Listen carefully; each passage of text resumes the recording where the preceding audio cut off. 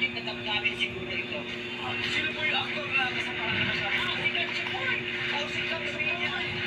Sa mga audience, naarating na si Katsupoy. Diba? Sa napakagaling na komedyante sa ating channel na pelikula.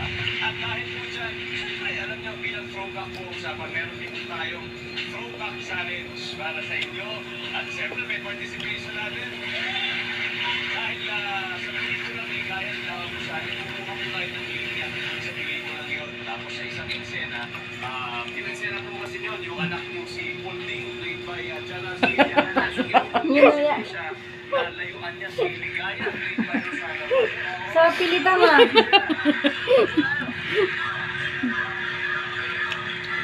Kunyari ako po si So, Baboy. ready na po.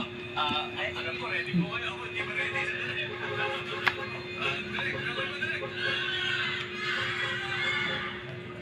Direk,